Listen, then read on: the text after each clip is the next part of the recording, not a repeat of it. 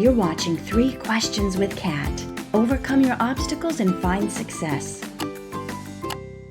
Hi, I'm Catherine Norland, and we are back for another episode of 3 Questions with Kat. I've got Ayden with me today. You may recognize this young man as he has played my son since he was shorter than me. Yes, now I'm taller than you. That's pretty crazy. It's pretty crazy. So we've known each other for years. We have. At least 4 years. Yeah.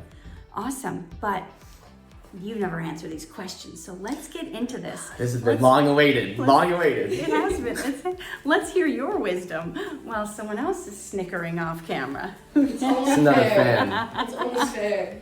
All these fans in the background, man. I mean, come on. You can't go anywhere. Okay, so what people want to know is what stops people from success? Well, from my own personal experiences, self-doubt is the biggest thing for me. Yeah. I think a lot of people see me on social media and they think I'm like super positive and they think it's all just good, but behind the scenes there actually is a lot going on and I struggle myself. Mm-hmm. And I think actually social media has a big part in that. Like people see only the highlights of people's lives and stuff. Yeah. So I think the biggest thing is self-doubt. And I think once you realize that everyone has problems and everyone struggles, like it honestly does clear up a lot of that anxiety or self-doubt because you know that you're not alone. Because everyone is going through struggles and everyone's had problems. So like, you know what I'm saying? That's true. Yeah. So self-doubt stops people from success. So that parlays into the next question, and that is, how do you overcome obstacles? Whether it's self-doubt or something else, if you want to do something, how do you get over what you feel is standing in the way of that? Well, for a while, I think I only focused on motivation. And once I realized that you can't only rely on motivation, what you have to rely on is discipline. I learned that from a lot of motivational speakers because I think discipline is really important because you can't let your feelings be the one that dictates what you do. I think once I realized that, it helped me a lot and it just kind of kept me pushing with a routine. And I also recently I actually realized like it kind of just hit me. It was random and I just started thinking about it. I was like, this is so cool. Let me think of what I'm gonna say because this is gonna be good. Hold up. You think. I'll just reiterate what you said. So discipline is oftentimes more important than feelings because your feelings change. It's like the wind. They can whip you here, whip you there. But if you're disciplined and you stay true to your commitments, whether you're feeling it or not, you're going to succeed because the moment you start to walk in and do the thing that you're committed to do, no matter how you feel, the motivation actually comes. You can generate your own motivation by doing the thing you don't feel like doing when you don't feel like doing it. She's spitting. I'm sorry, she's spitting facts. Anyway, all right, so this hit me recently and I was like, you know, I got this random thought and I was like, God, I feel like God chose me knowing that I'm very strong and knowing that I can handle heavy pressures. Yeah. For a while, I'd always say to myself, like, why is all this happening to me? Why am I struggling so much? Why do I have all these people's opinions on social media? Like, why is this happening? And I feel like it hit me like, God chose me because he knew that I could handle it and he knew that I could withstand all of the pressures and all of the things that come with it. And that just made me think like, how grateful and appreciative I am of that because not a lot of people can do what I do. And I feel like that's a difference. And I think God chooses people for certain things. Yeah, absolutely. And I think we have to appreciate that and kind of just accept what he's given us instead of looking at it like, why is life against us? It's like, what does life have for us?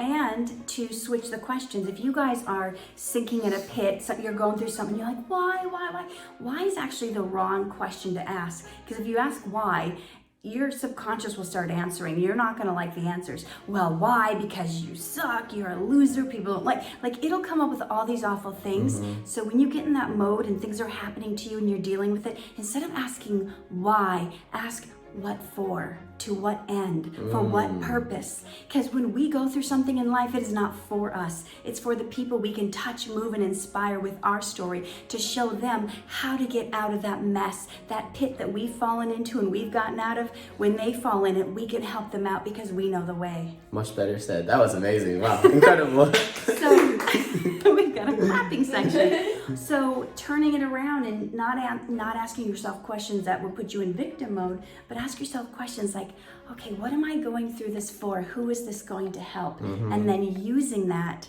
to catapult you to the place you need to be to even help more people.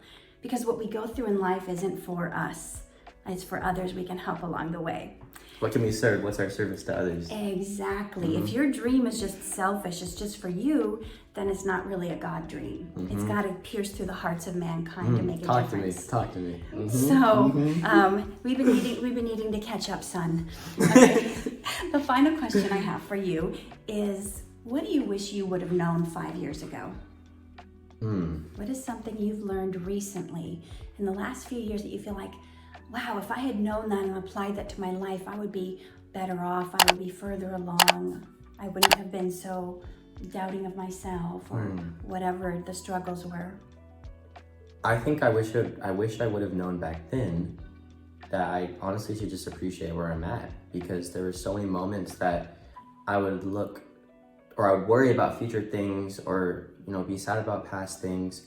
And I feel like when you're in the present, it's like that's like your safe place. Like when you're in the moment, like that's like, you know what I mean? So I think I wish I kind of would have realized back then, like just to appreciate where I'm at and just kind of be more in the moment in the journey. Because I feel like you can get somewhere, but if you're really not appreciating it and enjoying it in the moment, once you have it, it's like, what just happened? Like I don't feel great, like nothing, you know what I mean? Yeah. So yeah, I think just being in the moment and appreciating it. That's beautiful. And if you think about the past, all you're gonna do is drag that into the future, and you don't want to do that. So enjoying where you're at and making it about the journey, not the destination.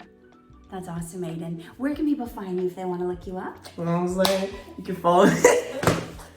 It's Ayden.Mekus on Instagram and Ayden Mekus on TikTok. You know what I'm saying? Go with that follow button. Thank you for your time today. Thank you. Aww. Appreciate you. We'll see you next time on another episode of 3 Questions with Kat. Bye. Later. Get the tips you need to reach your dreams.